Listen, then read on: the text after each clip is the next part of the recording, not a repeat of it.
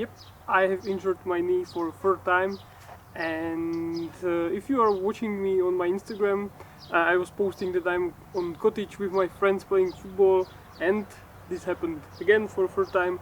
But this video is not about my knee. If you are here because you are heading to Portugal, or if you are already in Portugal and searching some activities, or you are here specifically to Benagil cave and how to get there, this video is exactly for you. So let's go!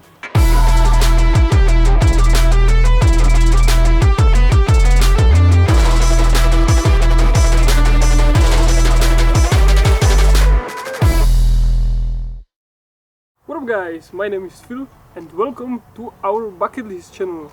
So now let's get into what actually is Benagil cave. It is a really beautiful and original cave on the south coast of Portugal, and it's located between Faro and Lagos. And this cave is pretty unique because it has a big hole on top of the cave.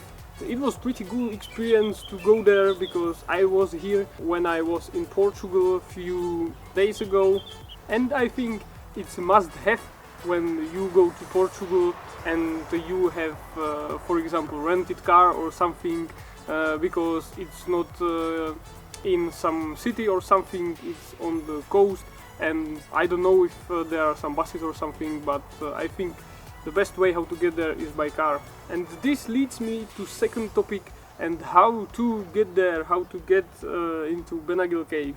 So the way how we got into Benagil cave is by swimming, and you can swim here from Benagil beach. Other opportunities are that you can take a boat trip, or you can rent a paddleboard and go there by yourself or with a guide. So as I said, it's located between Lagos and Faro. The parking lot is up on the cliff, and there you can go to see the hole to the cave. And if you go down by the road, you will get to Benagil beach, and from here it's like 150 meters to swim here to get there into the cave. And if you are new on this channel, please guys consider subscribing, it really helps me out. And if you haven't seen my video from Portugal, it's up in the corner here. There will be more travel videos after I will heal my knee, and also other bucket list stuff. And if you want to check out my bucket list, it's in the description below.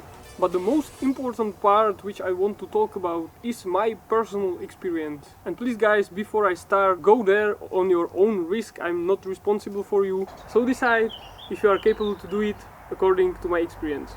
We are swimming to Benagil cave. Hey. We decided to swim it here. It's sunset. So let's go. Look at this. It's beautiful. So we are here in Benagil cave. We have overcome our fears because me and Oches, we are fearful of the oceans, and we've overcome it. We swim here and it's totally worth it. Guys, it's amazing here. Look at this place. Now we have to swim back to our beach. It was not that hard to swim there because I was swimming before I was walking almost, so not that hard.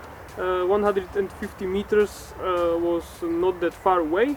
The only thing which was a bit of a problem were waves. They weren't actually that big, but as we were getting closer and closer into the entrance to the cave and closer to the cliffs, the waves were going back at us from the cliffs. So the last part was for sure the hardest. And also I have to mention that we were swimming here at like 7 or 6 p.m. or something like that. So inside it was a bit colder because there were not sun shining into it, so consider that also when you are going here. I was a bit exhausted on the way back because again the start was a bit tough because the waves were coming against us, but it was still fine. But one of my friends is a bit scared of oceans.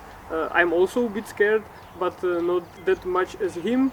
And it was a bit hard for him to swim, not because of his physical statement, but because of his head, because he was a bit scared. And also another friend who was swimming with us, he is not that sporty and fit, and it was a bit hard for him, and he was really exhausted. But still, he did it, and I think it was totally worth it.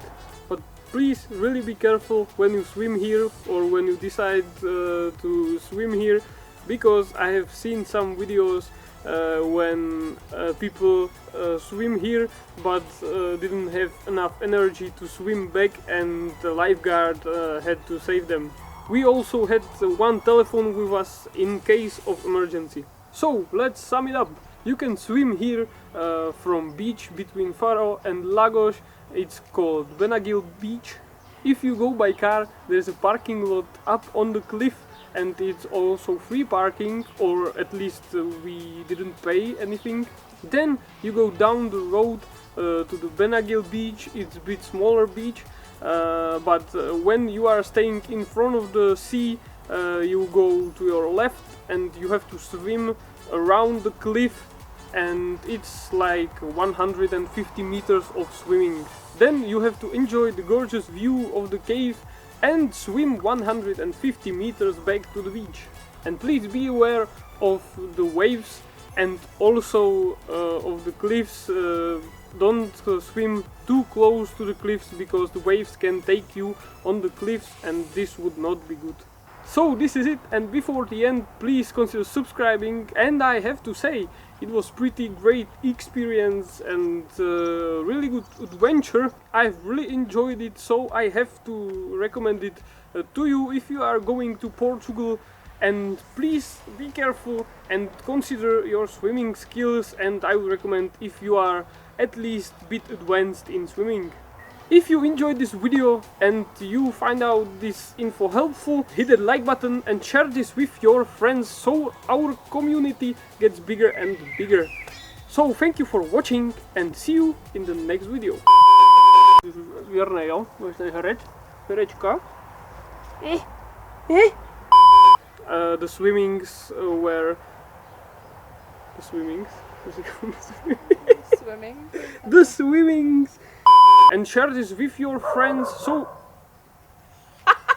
Oh man.